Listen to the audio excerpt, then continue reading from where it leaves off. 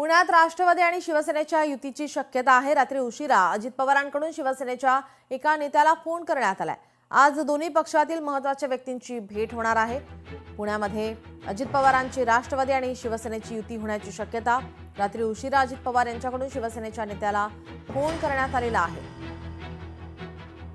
अजित पवार एकनाथ शिंदे यांच्यासोबत निवडणूक लढण्यास सकारात्मक आहे। अजित पवार शिवसेनेला 40 ते 45 जागा देण्यास तयार आहे, तर दुसरीकडे जागा वाटपात भाजप आणि शिवसेना यांच्यात तोडगा निघत नसल्याने युती तुटणार अशी शक्यता आहे। पुण्यामध्ये राष्ट्रवादी आणि शिवसेनेची युती होण्याची शक्यता। या संदर्भात अजित पवार यांनी शिवसेनेच्या नेत्याला एक फोन केलेला आहे। दोन्ही पक्षातील महत्त्वाच्या व्यक्तींची आज भेट होण्याची शक्यता आहे।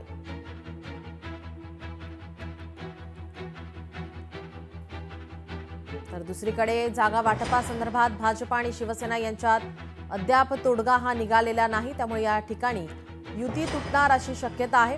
मात्र पुण्यामध्ये राष्ट्रवादी आणि शिवसेनेची युती होऊ शकते। अजित पवार शिवसेनेला 40 ते 45 जागा देण्यास तयार आहे। महापालिका निवडणुका आणि याच पार्श्वभूमीवर आता जागा वाटपासंदर्भात बैठक सत्र हे पाहायला मिळते। राष्ट्रवादी या ठिकाणी अजित पवार या ठिकाणी आपण पाहतो ऍक्शन मोडमध्ये जागा वाटपासंदर्भात चर्चा करताना बैठका करताना पाहायला मिळतात। तर या ठिकाणी शिवसेनेसोबत युती होण्याची शक्यता आहे। आपले प्रतिनिधी अमोल धर्माधिकारी आपल्यासोबत फोन लाईन वरून जोडलेले आहेत। अमोल, आपण पाहतोय अजित पवार ऍक्शन मोडमध्ये पुण्यामध्ये पाहायला मिळतात, शिवसेनेसोबत सुद्धा युती करण्याची शक्यता आहे। नक्कीच काल रात्री उशिरा अजित पवारांनी एकनाथ शिंदेच्या शिवसेनेच्या एक महत्त्वाच्या पदाधिकाऱ्यासोबत फोनवरून चर्चा केलेली आहे आणि त्याच्यामध्ये आज कदाचित दोन्ही पक्षातील दोन व्यक्तींसोबतची चर्चा आहे ती केली जाणार आहे। प्रस्ताव एकमेकांना दिले जाणार आहेत आणि त्याच्यामध्ये अजित पवार यांच्या गटाकडून शिवसेनेला जवळपास 44 ते 45 जागा दिल्या जातील असं सांगितलं जाते आणि शिवसेनेलाही त्या मान्य आहेत। दोन्ही बाजूने सध्या तरी सकारात्मकता दर्शवली जात आहे। मात्र याला अंतिम स्वरूप येतं का किंवा नाशिकमध्ये जसं आपण पाहिलं की अजित पवार आणि एकनाथ शिंदे हे एकत्र आलेले आहेत, तेच चित्र पुण्यामध्ये सुद्धा पाहायला मिळतं का हे पाहणं महत्वाचं आहे। कारण भाजप शिवसेना युतीची घोषणा मुख्यमंत्र्यांनी केलेली जरी असली पुण्यामध्ये, तरी मात्र जागा वाटपावरून रस्सीखेच सुरू आहे। शिवसेनेला समाधानकारक जागा भाजप देत नाही आणि त्यामुळे शिवसेनेमध्ये मोठी नाराजी आहे। त्याचमुळे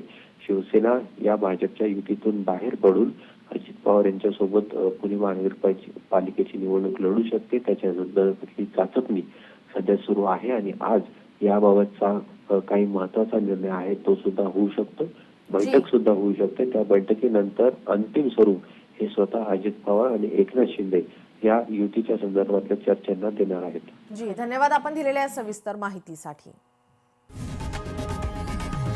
लोकशाही मराठी ऐका, पहा, जागरूक रहा।